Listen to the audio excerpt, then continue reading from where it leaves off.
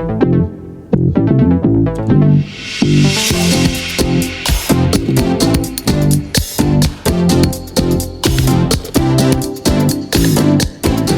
back to Be.Live. Be yourself and live your purpose. I'm your host, Rocca Cruz, and we are in the last episode of Money Matters, episode 5. We've come a long way together in this series, and today we close it with a lesson that ties everything together. What truly lasts beyond money. In episode 1, we learned from Fred, the trustworthy employee, that you don't own it, you manage it. He showed us that faithfulness in small things opens doors to greater responsibility. In episode 2, we met Stephanie, the sale-loving shopper who maxed out her credit cards and realized too late that her stuff had started owning her. Through her story, we discovered that contentment is freedom. And peace begins when you stop chasing more. Episode 3 gave us Marco, the hard worker who learned that hustle without direction only leads to burnout. He found peace in planning, saving, and preparing wisely. Diligence, he discovered, isn't about control. It's about stability. Then in episode 4, we met Lisa, the baker who gave away bread even when she had little. Her story revealed the secret of generosity. The more you give, the freer you live. All 4 lessons lead us here, the final step of financial freedom, building a legacy. Because if the first 4 episodes taught us how to live wisely, this one is about how to live meaningfully. In the end, money will fade, but your purpose, that's what will outlive you. Let me tell you about Mr. Santos. He was an accountant who lived simply. No fancy car, no designer clothes, no flashy life. He worked hard, saved wisely, and lived quietly. People often thought he didn't have much. But when Mr. Santos passed away, the truth came out. He had been quietly funding scholarships for students in his town. He built a small reading center behind the local high school, and every weekend he mentored young professionals about handling money with integrity and purpose. He never bragged about it. He didn't post it online. But when he was gone, hundreds showed up to honor him. Students, neighbors, co-workers, all telling stories of how he had helped them.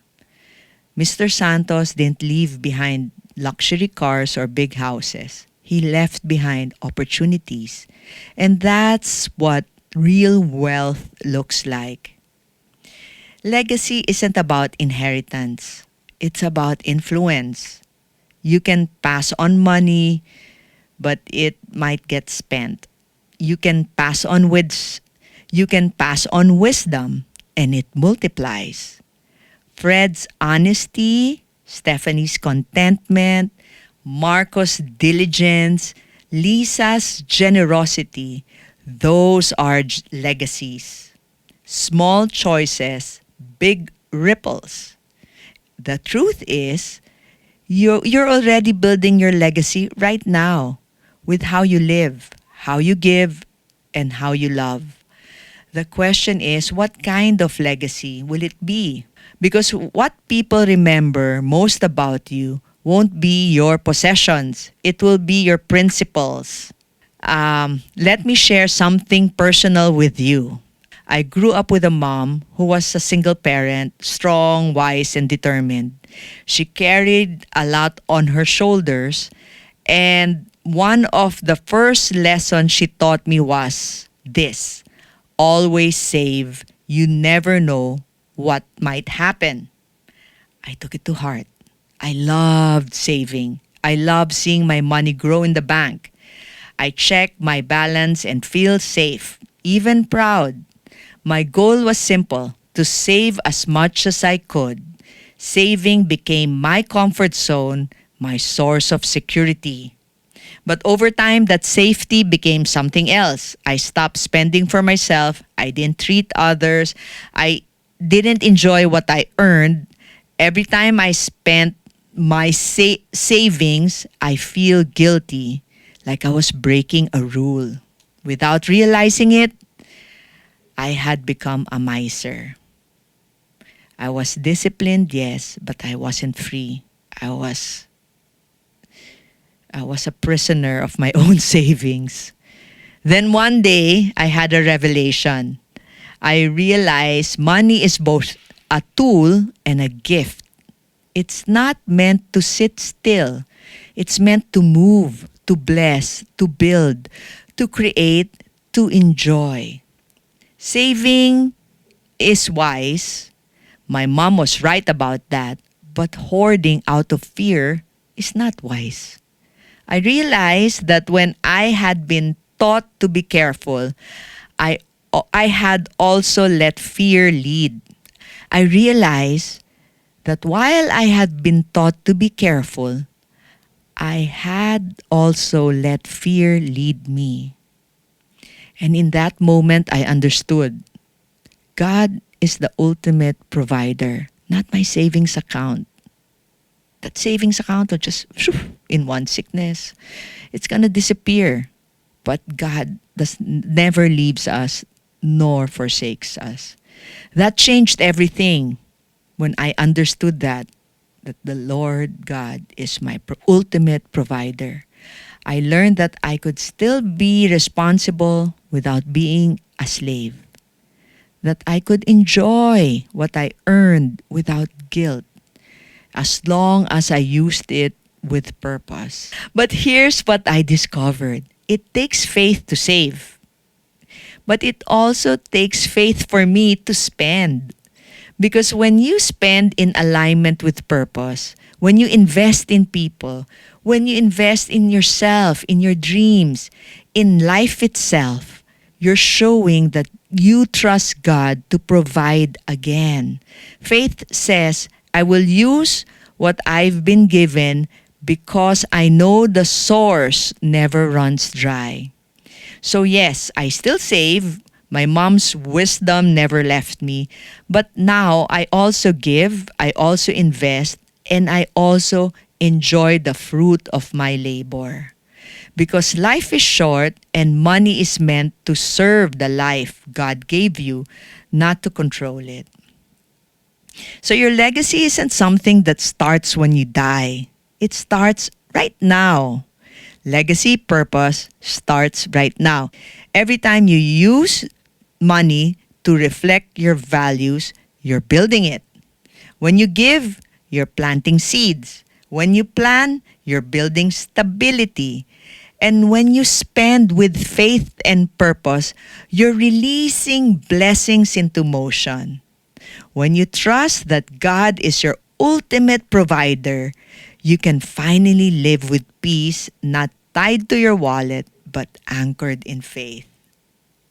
Purpose isn't about what you own. It's about how you use what you have been given to make life better for you and for others. Here's how you can start building a legacy beyond money. These are practical applications. You write down what matters most. What do you want your life to stand for? Then, number 2, mentor someone. Share what you've learned. I mean, it's just, if you're just ahead one step, you teach that one step. So you learn more if you mentor someone. And while you're mentoring, you're investing in people, you build lives, not just your assets. People are assets. You can build on them. Legacy isn't something you leave someday. It's something you live daily.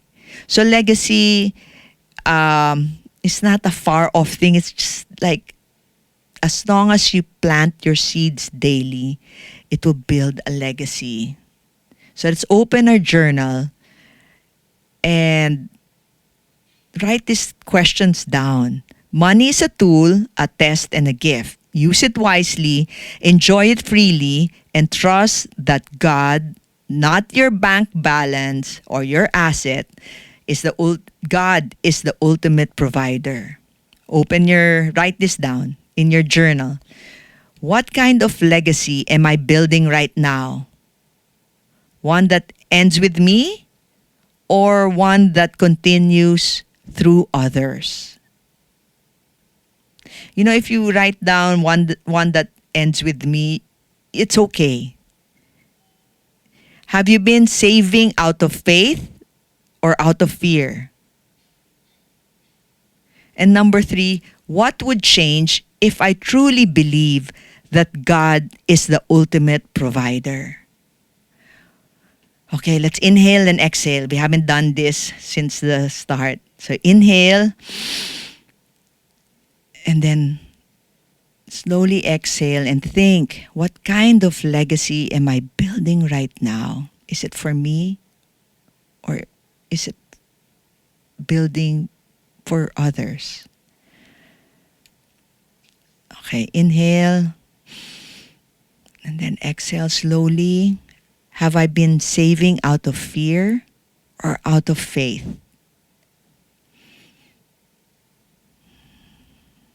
And then inhale again.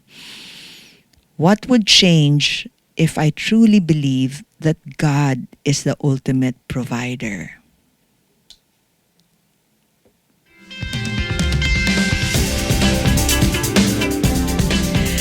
The real measure of wealth isn't what you keep. It's what you give, what you build, and what you leave behind. So this is Rocka Cruz, reminding you, live your purpose, be yourself, and use what is in your hand to bless others. Don't forget to share what you've learned, share it to your friends, and like and subscribe. See you soon.